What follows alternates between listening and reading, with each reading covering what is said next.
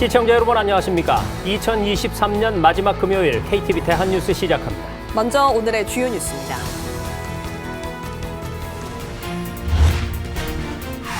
윤석열 대통령이 새해 시작과 함께 업무 보고를 받습니다. 실제 성과로 이어지도록 핵심 과제를 중심으로 업무 보고가 이루어질 예정입니다. 최상목 경제부총리가 취임 후 처음으로 거시경제 금융현안 간담회를 주재했습니다. 최 부총리는 태영건설 워크아웃 신청과 관련해 필요하면 시장 안정 조치를 확대하겠다고 밝혔습니다. 국민권익위원회가 국회의원 가상자산 특별조사 결과를 발표했습니다. 우리나라 국회의원들이 최근 3년간 가상자산을 거래한 금액이 630억 원에 달하는 것으로 나타났습니다. 가상자산 매수 누적 금액은 625억 원, 매도 누적 금액은 631억 원에 달했습니다. 올해 고액 상습 체납자를 상대로 한 세금 추징액이 2조 8천억 원으로 예상된다고 밝혀졌습니다. 국세청은 납세 의무를 회피하는 악의적 고액 체납자에 대해서 숨긴 재산을 끝까지 추적해 징수할 것이라고 강조했습니다. 네, 오늘 첫 소식입니다. 다음 달 새해 시작과 함께 각 정부 부처가 대통령 업무 보고에 들어갑니다. 부처 간의 칸막이를 허물고 실제 성과로 이어질 수 있도록 핵심 과제를 중심으로 한 업무 보고가 될 전망입니다. 문기혁 기자가 보도합니다. 내년 취임 3년 차를 맞는 윤석열 대통령. 임기 중반기에 접어든 만큼 실제 성과 창출에 주력할 계획입니다. 새해 시작을 알리는 부처 업무 보고도 여기에 방점이 찍힙니다. 지난해 취임 직후 첫 업무 보고는 신속한 업무 파악을 위해 장관 독대 형식으로, 올해 업무 보고는 관계부처별로 진행됐습니다. 새해에 이뤄지는 세 번째 업무 보고는 부처 간 칸막이를 허물고 과제 중심으로 이뤄질 예정입니다. 무엇보다 부처 간 칸막이를 과감하게 허물고 과제 중심으로 부처 간 협력을 강화해야 합니다. 앞선 두 차례 모두 첫 시작이었던 경제는 민생에 초점이 맞춰질 전망입니다. 반도체를 중심으로 한 수출 개선을 내수 회복으로 잇는 데 목표를 둘 방침입니다. 내년에는 수출 개선이 경기 회복과 성장을 주도할 것으로 예상됩니다. 정부는 수출 중심의 회복세가 민생과 직결되는 내수 회복으로 이어질 수 있도록 서비스 산업을 집중적으로 지원할 것입니다. 윤 대통령이 올해 마지막 국무회의에서 그동안과는 다른 차원의 고민을 주문한 저출산도 핵심 주제가 될 전망입니다. 보편적 지원뿐 아니라 실증적 분석을 통해 꼭 필요한 것을 찾아내 확실하게 지원해야 한다고 강조한 만큼 선택과 집중을 통한 지원책 마련이 주로 논의될 것으로 보입니다.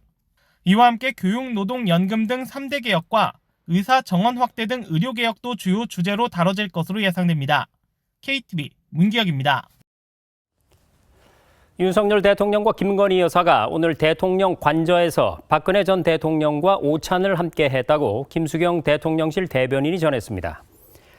윤 대통령은 박 전 대통령에게 건강에 대해 묻고 서울에 편하게 자주 오길 바란다고 말했습니다. 윤 대통령과 박 전 대통령은 식사 후 10분가량 관저 정원을 산책했습니다. 오늘 오찬은 정오부터 2시간 20분 동안 이어졌고 이관섭 비서실장 내정자와 유영하 변호사가 동석했습니다. 최상목 신임 경제부총리가 취임 후 처음으로 주재한 간담회에서 태영건설 워크아웃 신청에 대한 대응 방향을 밝혔습니다. 정부 한국은행은 이 과정에서 우리 경제와 금융시장의 영향이 최소화되도록 총력 대응하겠습니다. 최 부총리는 필요할 땐 시장 안정 조치를 충분한 수준으로 확대하겠다고 밝혔습니다. 신국진 기자입니다. 최상목 경제부총리가 취임 후 첫 일정으로 거시경제 금융현안 간담회를 갖고 태영건설 워크아웃 신청 후 금융 외환시장 상황 등을 점검했습니다. 최 부총리는 태영건설의 워크아웃 신청에 산업은행을 중심으로 한 채권단은 태영그룹의 강도 높은 자구 노력을 전제로 엄정한 구조조정 원칙을 견지하겠다고 밝혔습니다. 그러면서 태영건설의 경영 정상화 방안을 논의해 나갈 계획이라고 덧붙였습니다. 이어 최 부총리는 태영건설의 워크아웃 신청이 우리 시장과 경제에 영향 없도록 시장 안정 조치를 충분한 수준으로 확대하겠다고 강조했습니다. 정부와 한국은행은 이 과정에서 우리 경제와 금융시장의 영향이 최소화되도록 총력 대응하겠습니다. 시장 안정 조치는 지난해 10월 레고랜드 사태에 따라 50조 원 플러스 알파 수준으로 가동을 시작한 후 부동산 PF와 건설사 지원 조치가 추가돼 현재 85조 원 수준으로 운영하고 있습니다. 정부는 여기에 더해 필요시 추가 확대해 시장 변동성에 선제 대비한다는 계획입니다. 최 부총리는 필요에 따라 한국은행도 공개시장 운영을 통해 유동성 지원을 뒷받침하겠다고 강조했습니다. 또한 태영건설과 관련 금융회사의 손실 흡수 능력 확충에 나섭니다. 최 부총리는 태영건설 관련 리스크에 노출된 금액은 금융권 총 자산의 0.09% 수준이라며 다수 금융회사에 분산돼 있어 건전성에 대한 영향은 제한적일 것이라고 평가했습니다. 그러면서도 금융권 스스로 충당금 적립 등을 통해 불확실성에 먼저 대비할 수 있도록 유도할 것이라고 덧붙였습니다. 아울러 부동산 PF의 질서 있는 연착륙을 지원하기 위해 사업장별 맞춤형 대응도 일관되게 추진하겠다고 설명했습니다. 정상화가 가능한 사업장은 적시에 유동성을 공급하고 대주단 협약 등을 통해 사업장 재구조화도 촉진하겠습니다. 한편 정부는 분양 계약자와 협력업체 보호 조치도 차질 없이 진행하고 태영건설 매출 의존도가 높은 일부 하도급 업체는 금융기관의 채무 유예와 금리 감면 혜택을 부여할 예정입니다. KTV 신국진입니다. 한국은행은 내년 물가 상승률이 목표 수준인 2%로 안정될 때까지 긴축 기조를 지속할 필요가 있다고 밝혔습니다. 특히 이 과정에서 긴축 장기화로 인한 가계와 기업의 부채 리스크에 유의해야 한다고 강조했습니다. 박지선 기자입니다. 한국은행이 내년 4분기 이후 소비자 물가 상승률이 2%대에 이를 것으로 전망했습니다. 국내 물가가 둔화 흐름을 보이고 있지만 내년에 그동안 누적된 공공요금 인상 압력이 실현될 가능성이 있어 둔화 속도는 완만할 것으로 예상했습니다. 이에 따라 내년 통화정책은 물가 상승률이 하는 목표 수준인 2%에 안정될 때까지 장기간 긴축 기조를 지속할 것이라고 밝혔습니다. 긴축 기조가 장기화하면 취약 부문의 잠재 위험이 현재화될 수 있다고도 경고했습니다. 최근 국내 중견기업인 태영건설의 워크아웃을 유발한 부동산 프로젝트 파이낸싱 리스크가 대표적입니다. 기업의 사업성과 현금 흐름만으로 금융기관에 대규모 자금을 빌리는 방식인데 고금리가 이어지면서 이 같은 기업 부채 리스크가 커질 수 있기 때문입니다. 한국은행은 기업 부채에 따른 금융기관 유동성, 신용 리스크를 다각도로 분석해 나간다는 방침입니다. 부동산 PF 관련 신용 리스크가 과도하게 증폭 확산되는 것을 방지하고 시장의 조정 기능이 질서 있게 작동할 수 있도록 유도하는 한편 금융기관의 손실 흡수 능력 확충을 제고해야 할 것입니다. 금리 운용 시 고려 요소로 가계부채도 언급했습니다. 가계부채가 지난달 1,092조 원으로 역대 최대치를 돌파한 만큼 이에 유의의 통화정책을 운용할 필요가 있다고 본 겁니다. 나아가 금융 건전성을 강화하기 위해 대출제도 개선도 이어나갈 것을 시사했습니다. KTV 박지선입니다.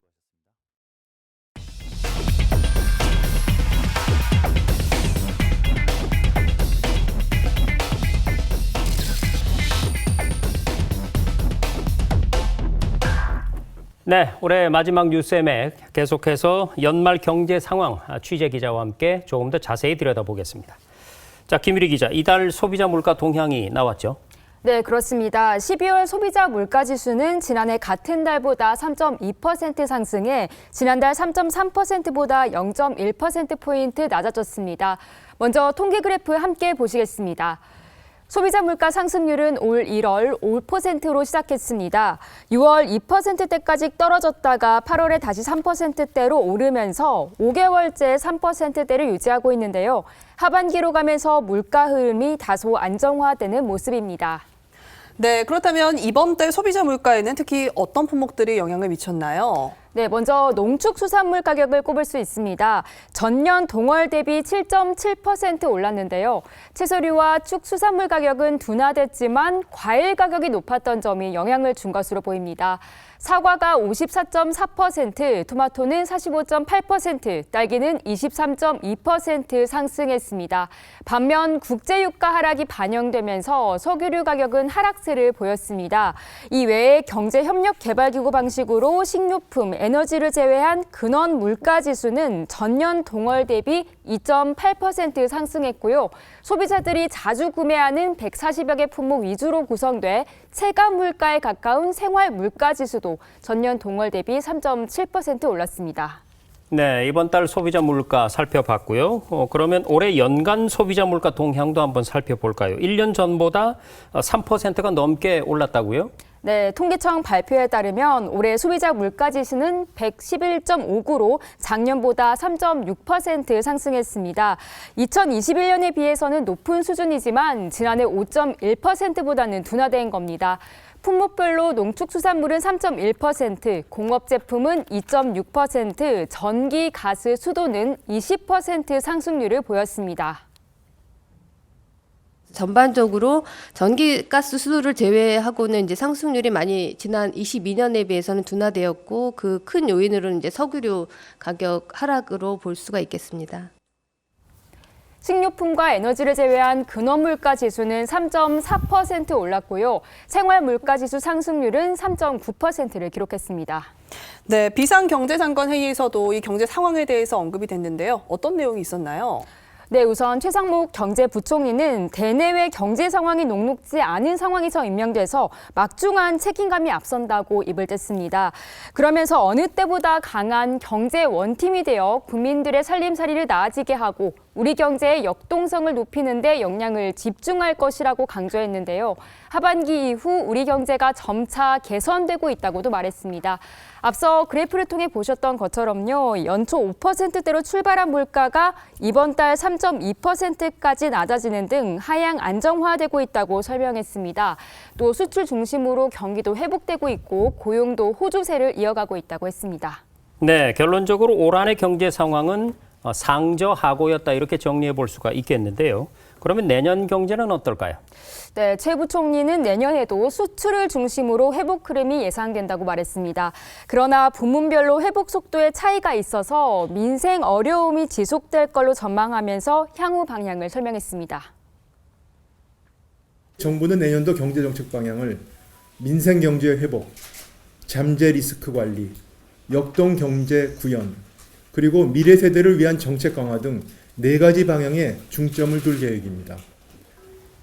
즉 물가 안정, 소상공인 등 취약부문 지원으로 민생경제 회복에 총력을 다하고 가계부채나 공급망 등의 잠재 위험 요인도 철저히 관리하겠다고 말했습니다. 또 공정한 기회보장 등으로 경제 역동성도 높여나가겠다고 했습니다. 정부 역시 국민들이 물가 안정을 조속히 체감할 수 있도록 총력을 다하겠다는 입장입니다. 네, 지금까지 올해 물가와 내년도 경제 정책 방향 살펴봤습니다. 새해에는 좋은 소식들 더 많이 전해드릴 수 있으면 좋겠습니다. 김유리 기자였습니다. 잘 들었습니다.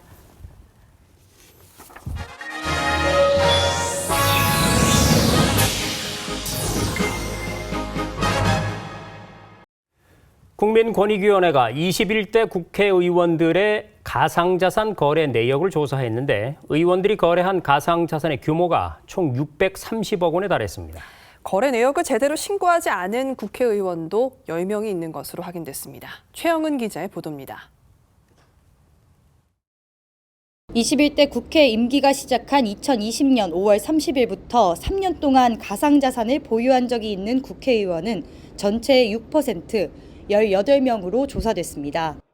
국민권익위원회의 조사 결과 이들 가운데 11명은 해당 기간에 가상화폐를 사거나 판 적이 있는 것으로 나타났습니다.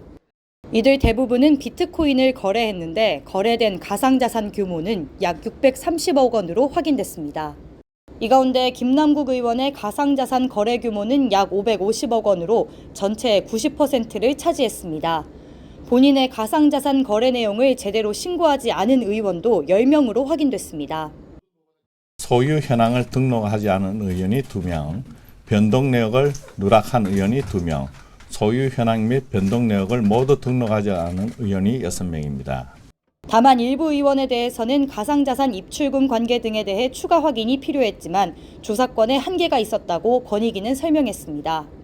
권익위는 이번 조사에서 확인된 가상자산 등록 과정의 미비점 등을 보완할 수 있도록 차기 국회 임기 개시 전 가상자산 등록 기율과 금액을 국회 규칙으로 정하는 등 제도 개선 사항을 국회에 전달했습니다. KTV 최영은입니다.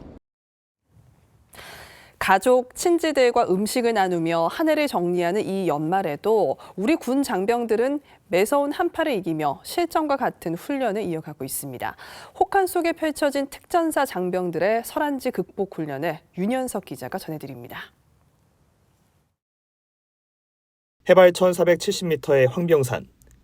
하얀 눈이 쌓인 숲속 특전사 장병들의 훈련이 한창입니다. 설상 위장을 한 장병들은 체감온도 영하 25도의 혹한 속에서도 흐트러짐 없는 대형을 유지합니다. 스키를 착용한 장병들이 30kg이 넘는 군장과 각종 장비를 휴대한 채 눈속을 신속하게 이동합니다. 빠른 속도로 이동하면서도 적을 제압하는 정확한 사격 능력을 선보입니다. 특전사 혹한기 훈련의 대명사인 설한지 극복 훈련이 시작됐습니다. 특전사 장병들은 혹한의 환경 속에서 전술 강화와 전술 기동 등 다양한 훈련을 진행했습니다. 이번 훈련으로 언제 어떠한 상황에서도 임무를 완수할 수 있다는 자신감과 확신이 생겼습니다. 이번 훈련은 적 후방 지역 침투 상황을 가정해 진행됐습니다. 장병들은 은거지를 구축해 매복한 후 정찰 감시와 목표 타격 등 훈련을 진행하며 특수작전 능력을 키웠습니다. 적을 압도할 수 있는 실전 능력을 높이는 훈련도 진행됐습니다. 대검을 활용한 특공무술 훈련을 진행해 장병들의 근접격투 능력을 배양했습니다. 또 도피와 탈출 훈련에 약 20km에 달하는 탈출로를 준비해 실제 동계전장에서 맞닥뜨릴 수 있는 장애 요소를 극복하도록 했습니다. 갑진년 새해에도 불굴의 특전 정신으로 이기는 것이 습관이 되는 자랑스러운 육군, 승리하는 육군이 되겠습니다. 혹한의 추위를 뜨거운 열정으로 녹이며 실전과 같은 훈련에 몰입 중인 특전 장병. 설한지 극복 훈련은 내년 1월까지 강도 높게 진행될 예정입니다. KTV 윤현석입니다. 올해 고액 상습 체납자에 대한 세금 추징액이 역대 최대인 2조 8천억 원에 이르는 것으로 나타났습니다. 고액 복권에 당첨된 뒤 재산을 은닉한 체납자부터 유튜버 등 1인 미디어 운영자, 전문직 종사자도 포함됐습니다. 최다혜 기자입니다. 고액 상습 체납자를 상대로 한 올해 국세청의 세금 추징액은 약 2조 8천억 원. 역대 최고 금액으로 지난해에 비해 3천억 원이 늘었습니다. 징수 유형별로 보면 현금 징수 1조 2천억 원과 채권 확보 1조 6천억 원 등입니다. 국세청은 경제적 능력이 있음에도 재산을 숨기고 세금 납부를 회피하는 고액 상습 체납자에 대해 기획 분석을 확대하고 수색 등 현장 징수 활동을 강화하는 등 철저하게 재산 추적 조사를 실시하고 있습니다. 국세청은 올해 상반기 변칙적 수법을 이용한 강제징수 회피 행위와 재산을 은닉하고 호화 생활을 하는 고액 체납자에 대한 징수 활동에 집중했습니다. 이 중에는 로또 등 고액 복권에 당첨된 후 재산을 은닉한 체납자 36명도 포함됐습니다. 또한 가족, 친인척에게 수입 재산을 관리하게 하면서 명품 가방과 구두 구입, 고가주택 거주, 고급 차량 운행 등 호화 생활을 하는 체납자 296명도 재산 추적 조사 대상입니다. 하반기에는 특수관계인 명의로 재산을 이전 은닉한 체납자, 신종 고소득 전문직 종사 체납자, 가상자산으로 재산을 은닉한 체납자 등에 대해 강도 높은 조사를 실시했습니다. 유튜버, BJ, 인플루언서 등 1인 미디어 운영자와 한의사, 약사 등 전문직 종사자 101명, 사업소득, 상속재산 등을 가상자산으로 은닉한 체납자 237명 등이 조사 대상에 올랐습니다. 국세청은 납세 의무를 회피하는 악의적 고액 체납자에 대해서 숨긴 재산을 끝까지 추적하고 징수할 것이라고 강조했습니다. KTV 최다입니다. 2024년 새해에 달라지는 정책과 제도 살펴봅니다. 정부는 내년에 청년과 소상공인에 대한 지원을 확대하고 신혼부부에 대한 주택 공급 혜택도 마련하겠다고 밝혔는데요. 새해에 알아두면 힘이 되는 민생 지원 정책들, 조태영 기자가 정리해드립니다. 정부의 내년도 세출 예산은 550조 원, 이 중 75%가 상반기에 배정됐습니다. 정부는 이 예산안을 통해서 청년과 소상공인, 취약계층 지원을 확대하고 민생 경제를 실현하는 것이 목표입니다. 먼저 청년 고용 강화를 목표로 청년일 경험 지원 예산을 확대합니다. 올해 총 553억 원 규모로 진행한 이 사업은 내년 3배가량 확대된 1,718억 원의 예산을 투입합니다. 타 지역에서 1경험 프로그램에 참여하는 청년에게는 3개월 동안 월 20만 원의 체류 지원비를 신규 지급할 계획입니다. 또 청년의 주거부담 경감을 위해 올해 종료 예정이던 청년 월세 한시 특별 지원을 1년 추가 지원합니다. 아울러 대중교통비 환급 지원 K패스 사업을 내년 5월 조기 시행하고 청년 도약계조 대상을 소득 없는 육아휴직 급여자까지 확대 운영할 예정입니다. 제가 내년에 되면은 대학교 3학년이고 이제 일자리를 어떻게 고민을 좀 해봐야 되는 시기인데 그렇게 확대된다는 얘기를 들으면은 약간 마음이 편해지고 좀 한번 제대로 알아봐야겠다는 용기가 좀 생기는 것 같아요. 영세 소상공인의 금리 부담 완화를 위해 3천억 원 규모의 대출이자 일부를 감면하고 2,520억 원의 예산을 투입해 전기요금 인상분의 일부를 지원합니다. 또 매출 제고를 위해 온누리 상품권 사용처 발행량 확대에 695억 원을 지원합니다. 전기세라든가 수도요금이라든가 매장에서 쓸 수 있는 가스요금 여러 가지 예전보다 또 부담이 되기 때문에 저희가 직접적으로 납부할 수 있는 이런 부분을 바로 지원을 받으면 좋죠. 신혼부부를 위한 정책도 마련됐습니다. 정부는 연 3만 가구의 공공분양 주택에서 모집 공고일 기준 2년 이내에 임신, 출산한 가구를 대상으로 특별 공급 자격을 줍니다. 또 신혼부부의 주택 청약 횟수는 기존 부부 합산 1회에서 부부 각각 1회로 늘립니다. 이번에도 신혼부부 대출 아이 나면은 1%를 해준다고 하는데 그런 방안도 참 좋은 것 같습니다. 결혼자금 증여공제도 도입됩니다. 신혼부부는 양가에서 총 3억 원까지 증여세를 내지 않고 결혼자금을 받을 수 있습니다. KTV 조태영입니다. 네, 그런가 하면 새해에는 부모 급여가 인상되고 육아휴직 대상 자녀의 연령도 확대됩니다. 해마다 역대 최저를 경신하고 있는 출산율을 끌어올리기 위해서 내년에 추진되는 저출산 대책, 계속해서 김현지 기자가 전해드립니다. 지난 3분기 기준 우리나라 합계 출산율은 역대 최저치인 0.7명을 기록했습니다. OECD 회원국 가운데 최하위입니다. 저출산 여파는 초등학생 수에서 여실히 드러납니다. 내년 초등학교 1학년 학생 수가 사상 처음 40만 명 밑으로 내려갈 것으로 보이는데요. 학령 인구가 줄면서 문 닫는 학교가 있을 정도입니다. 지속적인 인구 감소 추세 속에 정부는 내년에 저출산을 극복하고 출산율을 높이기 위한 대책 추진에 나섭니다. 현재 0세 70만 원, 1세 35만 원인 부모급여가 내년부터 0세 100만 원, 1세 50만 원으로 오릅니다. 태어난 아동에게 지급되는 첫 만남 이용권 지원 금액은 둘째 자녀 이상부터 300만 원으로 오릅니다. 또 자녀 생후 18개월 안에 부모 모두 육아휴직을 쓰면 첫 6개월 동안 육아휴직 급여를 부모 모두 통상임금의 100%를 지급받게 됩니다. 육아휴직을 장려하는 차원에서 18개월 미만 영아에 대해 부부 모두 육아휴직을 사용하는 경우 육아휴직 급여를 최대 450만 원까지 인상하여 지급하겠습니다. 초등학교 방과후 교육과 돌봄을 통합한 종합교육 프로그램 늘봄학교도 본격적으로 도입됩니다. 학교에서 돌봄 시간을 좀 늘어나게 해주시면은 저희 학부모 입장에서도 마음 놓고 아기를 맡길 수 있고 좀 더 효율적으로 아니면 편안하게 육아를 할 수 있고 그러면 출산율도 좀 더 늘어나지 않을까 싶습니다. 육아기 근로시간 단축을 사용할 수 있는 자녀 연령은 12세로 낮춥니다. 100% 급여를 지급하는 시수도 주 10시간으로 최대 사용기간도 36개월로 늘립니다. KTV 김현지입니다.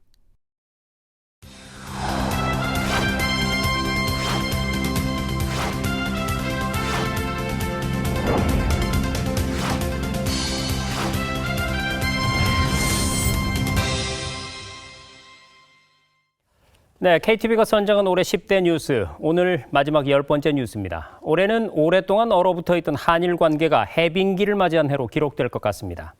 한일 양국 간 협의체들이 속속 복원됐고 정상 간 셔틀 외교와 경제 안보 협력도 재개됐는데요. 김민아 기자가 그 과정을 되짚어봤습니다. 과거사 문제로 서로 등을 돌렸던 한국과 일본. 올해 두 정상이 양국으로 가며 현안을 논의하는 셔틀 외교가 12년 만에 복원되면서 양국 관계는 전환점을 맞았습니다. 우리 두 정상은 한일 관계 개선이 양국 국민에게 큰 이익으로 돌아온다는 점을 확인하고 앞으로도 더 높은 차원으로 양국 관계를 발전시켜 나아가는 데 합의했습니다. 한일 관계 개선에는 정부의 강제징용 피해자 제3자 변제해법이 큰 역할을 했습니다. 행정안전부 산하 일제강제동원 피해자 지원재단이 기금을 마련해 피해자들에게 배상금을 대신 지급하기로 한 겁니다. 물컵에 물이 절반 이상은 찼다고 생각을 합니다. 그리고 앞으로 이어질 일본의 성의 있는 호응에 따라서 그 물컵은 더 채워질 것으로 기대를 합니다. 2+2 외교안보 대화 등 중단됐던 양국 협의체도 속속 복원됐고 경제 안보 협력도 재개됐습니다. 2019년 당시 일본의 종료를 통보한 한일 군사정보보호협정 지소미아를 완전 정상화하는 공문을 보냈고 6월에는 일본 정부가 우리나라를 4년 만에 수출심사 우대국 화이트리스트에 포함하면서 우리나라에 대한 수출 규제가 모두 풀렸습니다. 후쿠시마 오염수 방류를 앞두고 정부 시찰단도 현장에 파견됐습니다. 한일 정상회담에서 양 정상이 시찰단 파견을 합의하고 기시다 일본 총리가 한국 국민에 악영향을 주는 방류는 인정하지 않는다고 밝힌 데 따른 겁니다. IAEA 회원국 중 일본 현지를 직접 확인하는 것은 이번 한국 사례가 최초이자 유일합니다. 올해 양국 정상이 만난 횟수는 총 7차례. 얼어붙었던 양국 관계가 해빙기를 맞으면서 한일 협력은 더 강화될 전망입니다. KTV 김민아입니다.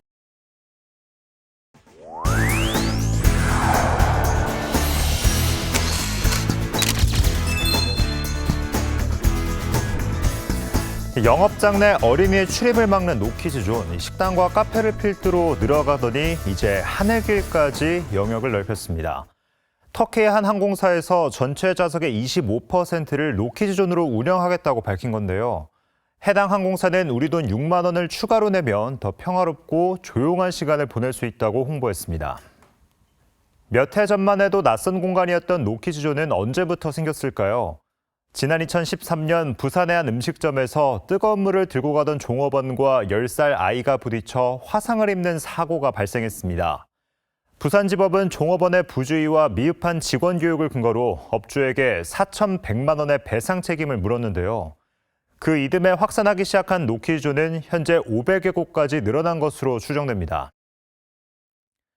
노키즈존을 바라보는 찬반 입장차는 분명합니다. 사고 피해와 그에 따른 배상 책임을 예방하기 위한 조치이자 영업에 자유가 있다는 찬성 의견과 업주에게는 고객의 안전을 배려할 의무가 있고 이 나이 때문에 입장을 제한당하는 건 이 차별이라는 반대 의견이 서로 갈렸습니다. 업주와 아동의 권리가 팽팽히 맞서는 가운데 여론은 노키즈존 찬성 쪽으로 기울었습니다. 한 여론조사에서 응답자의 71%가 이 노키즈존을 허용할 수 있다고 답한 건데요.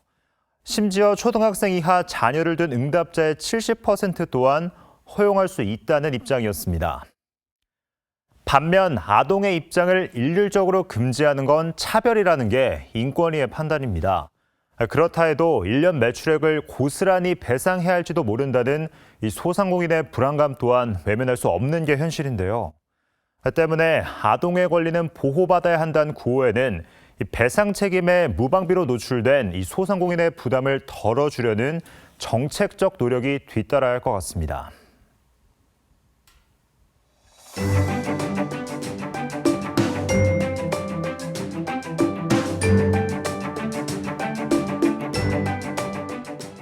안녕하세요. K웨더 라이프스타일 예보 박서훈입니다. 2023년 올해의 마지막 주말에는 전국적으로 눈과 비가 오겠습니다. 오늘부터 하늘은 점차 흐려져 내일 오후부터 내리기 시작해 일요일 오전까지 내리겠는데요. 서울, 경기와 강원, 충청에는 5에서 20, 전북은 5에서 10, 그리고 전남과 경상권, 제주에는 5mm 내외의 비가 오겠습니다. 기온이 낮을 때는 눈으로 내리는데요. 중부지방과 제주 산간에는 1에서 5cm의 눈이 쌓이겠고 강원 산간에는 10cm 이상으로 눈이 매우 깊게 쌓이겠습니다. 전북과 경북은 1cm 내외가 되겠습니다. 남은 연말 큰 추위는 없겠습니다. 아침 저녁으로 평년 기온을 웃돌겠는데요. 서울의 경우 내일 0도로 시작해 한낮에는 4도를 보이겠고요.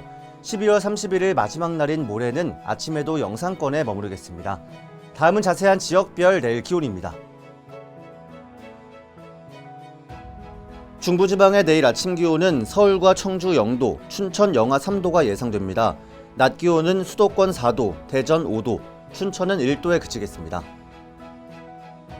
동해안 지방 속초와 울진 1도로 아침을 시작해 낮 최고 기온은 강릉 7도, 울진 10도까지 오르겠습니다. 남부지방 광주 0도, 부산 4도, 제주는 7도로 포근한 아침을 맞이하겠습니다. 낮에는 전주와 대구 8도를 보이겠습니다. 내일 서해는 흐려져 비가 내리겠고 남해와 동해는 비가 내린 후 개겠습니다.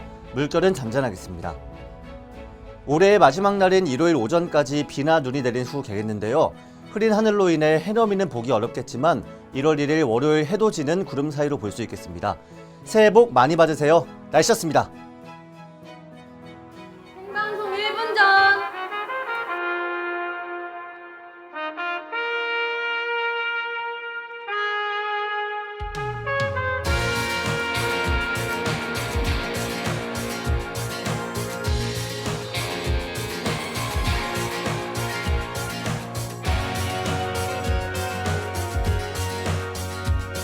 KTV 뉴스 스튜디오가 새롭게 변신합니다. 방송 30초 전. 3, 2, 1, 스타트!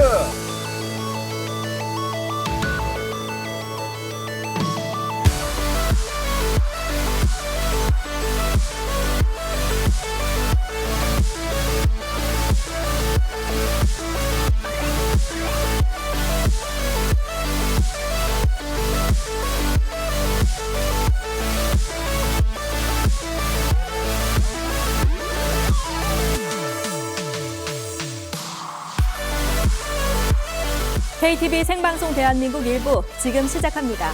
생방송 대한민국 2부 지금 시작합니다.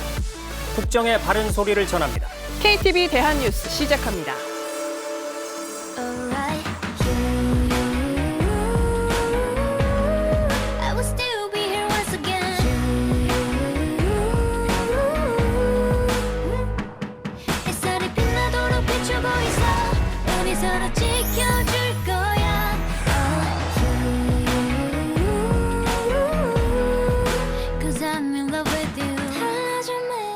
네, 앞서 보신 것처럼 2023년의 마무리와 함께 저희도 이곳 임시 스튜디오 시절을 마감하고 새해부터는 새 스튜디오에서 인사를 드립니다.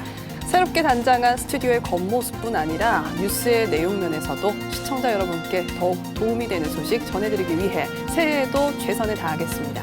KTV 대한뉴스 오늘 저희가 준비한 소식은 여기까지입니다. 시청자 여러분, 새해 복 많이 받으십시오.